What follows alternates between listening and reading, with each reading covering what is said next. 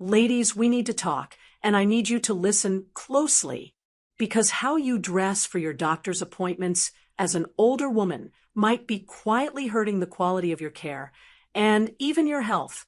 Yes, really. This isn't about vanity. It's about respect, communication, and how you're treated by the very people meant to care for you. So before your next appointment, watch this video to the end. I'll tell you the 7 mistakes I see older women make when dressing for medical visits, how they can cost you in the long run, and how to fix them. And if this hits home, don't forget to like the video, subscribe to the channel, and tell me in the comments, what do you wear to your checkups? Now, let's begin. Part 1. The invisible syndrome is real. Let's be blunt. Society doesn't exactly roll out the red carpet for older women. The older you get, the more the world seems to look past you. In the medical field, we call it age-related bias. And yes, it's real. But here's the kicker. Sometimes, without meaning to, we feed into that bias ourselves. I've had patients, brilliant, kind, strong women, show up to their appointments in oversized sweats, house slippers, messy hair in a bun, and no eye contact. Do they deserve respect regardless? Absolutely. But people, including doctors, are human. And humans pick up on cues, whether consciously or not. When you walk into a medical office looking disheveled, or as if you've checked out, it can influence how attentively people treat you. We're trained not to judge, but subtle signs, the way you dress, your posture, your tone, signal whether or not you expect to be heard, respected, and taken seriously. I'm not saying you need to wear designer clothes to your next checkup, but if you show up looking like someone who values herself, clean, put together, and present, it sends a message. I'm still here, and I deserve to be treated with care and respect. That message matters, not just for how others treat you, but for how you see yourself. Part 2. Clothes that block your exam. This is one of the most practical issues I deal with daily. Clothing that makes physical exams difficult. Older women, especially those used to wearing lots of layers for warmth or modesty, often arrive bundled up in sweaters, turtlenecks, compression garments, or jumpsuits that take a full 5 minutes just to get through. Now imagine I need to check your heart sounds, feel your abdomen, examine a skin rash, or assess a breathing issue, and I can't easily get to those areas. That delay cuts into your appointment time and makes the whole experience more stressful. Worse yet, if the clothing is too difficult to work with, certain parts of your physical exam might get skipped altogether. Not out of laziness, but because we're pressed for time and trying to keep things moving. This can lead to missed diagnoses, unclear symptoms, or follow-up tests that could have been avoided. So please, dress for the doctor, not the dinner party. A comfortable, loose-fitting top with buttons or a zipper, pants that can easily roll up, and layers you can remove without fuss make everything smoother, for you and us. You'll leave your appointment feeling respected, heard, and properly cared for. Part 3. Over-accessorizing can be a problem. Let's talk about jewelry, undergarments, and all those extras we often forget about. Necklaces, watches, earrings, bracelets. These may be part of your daily style, but in a medical setting, they can cause all kinds of issues. Take something as simple as an EKG. If you've got a long necklace lying over your chest, we'll have to remove it to place the leads. If you're wearing a tight underwire bra, it can interfere with breast exams or skew readings. Tight compression garments, layered Spanx, or decorative wraps might make it hard to check your abdomen or hips, not to mention slow down an urgent scan. And in more than one case, I've seen an older woman with limited dexterity struggle to remove jewelry or clothing during an urgent moment. That's not only embarrassing, it's dangerous. You don't need to show up barefaced and jewelry-free, but choose your accessories wisely. Skip the complex chains. Leave the shapewear at home. Wear things that are easy to remove, if needed.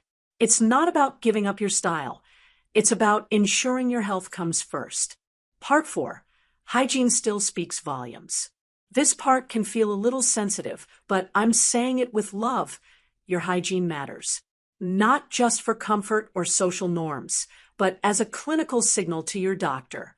When a woman comes in unwashed with body odor, greasy hair, unbrushed teeth, or soiled clothing, it raises red flags. We don't judge, but we do take note. Why? Because hygiene is often a reflection of bigger issues. If you used to take pride in your appearance, but have let things slip, we wonder, are you depressed? Is arthritis making it hard to shower or brush your hair? Are there memory issues creeping in? Are you living alone and struggling without help? In many cases, poor hygiene tells us that a woman may be isolated, overwhelmed, or unwell, even if she doesn't realize it herself. Sometimes, it's how we detect the earliest signs of cognitive decline, mental health struggles, or a loss of independence. On the flip side, when you come in clean, fresh, and groomed, even in something simple like a cotton blouse or light makeup, it signals to us that you're functioning well and managing daily life. It's a small thing with a huge clinical impact. So even if you're just popping in for a quick checkup, take the shower, brush your hair, put on clean clothes. Not for vanity, for your own health and dignity. Part 5. Shoes matter more than you think. Now, let's talk about footwear, something many women don't give a second thought before a checkup. But as a doctor, I can tell you, your shoes tell me a story before you even sit down. I watch every patient walk from the waiting room to the exam room. It's not just about politeness, it's clinical. Your stride, your balance, your posture, all of it gives clues about your strength, your joint health, your fall risk, even your confidence. But far too often, I see older women in worn-out slippers, flat sandals, or ballet flats with absolutely no arch support. Sometimes they're falling off your feet as you walk. Yes, they're easy to slip on. Yes, they feel cozy. But here's the danger. They make you unstable. They subtly change your gait. They increase your chance of a fall. And one bad fall after 70 can change your life forever. And from my perspective, wobbly shoes often mean a wobbly body, and that tells me we need to start looking at bone density, strength, balance, and home safety. So what do I recommend? Wear shoes with a firm sole, arch support, and a backstrap or heel cup. Sneakers or walking shoes are great. You don't need to sacrifice comfort. You just need stability and protection. Showing up in safe, secure footwear doesn't just protect your body. It communicates something silently powerful. I'm grounded. I'm stable. I'm taking care of myself. Part 6. The pajama problem. You may laugh, but I've seen it more times than I can count. Patients showing up to their appointments in pajama bottoms, nightgowns, or oversized robes. Now, I want to be fair. If you're acutely sick, exhausted, or coming from a hospital discharge, we expect that. That's a different story. But I'm talking about regular, scheduled appointments, yearly checkups, blood pressure checks, test reviews, where a woman arrives dressed like she just rolled out of bed. And I get it. After retirement, there's a temptation to prioritize comfort above all else. You're no longer working. You're not trying to impress anyone. Why bother? Here's why. Because dressing like you've given up sends the message that you've given up. Not just to us, but to your own brain. Research in psychology shows that when we dress sloppily or sleepily, our mind matches that energy. You're less likely to speak up, ask questions, or advocate for your health. And we, as doctors and nurses, may interpret that low-energy presentation as a lack of interest or engagement. We may rush through your visit or assume you don't want too many details. But when you show up in casual, clean, daytime clothes, even just a nice cardigan and comfy jeans, you enter that room as a participant in your own care, not a passive observer. You don't need to wear makeup or heels. But ditch the PJs. Step into something that tells the world and yourself that you're still showing up for your life. Part 7. Color and confidence.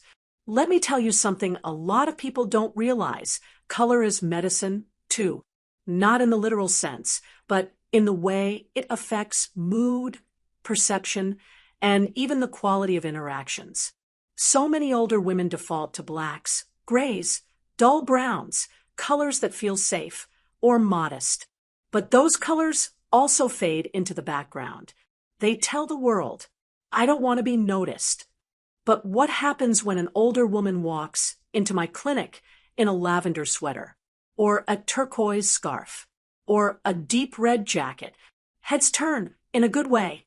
Staff smile. Nurses lean in. Eye contact increases. I've watched the whole room engage more attentively with someone simply because she brought life into the room. Color affects you, too. Wearing warm, rich colors like plum, teal, rose, or sapphire can lift your mood, boost self-esteem, and subtly remind you that you're still vibrant, still visible, and still valuable. You don't have to wear loud prints or flashy outfits.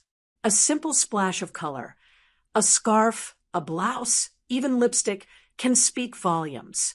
It says, I still take pride in how I show up. I still deserve attention and care. And when you walk into a healthcare setting with that quiet confidence, trust me, we notice.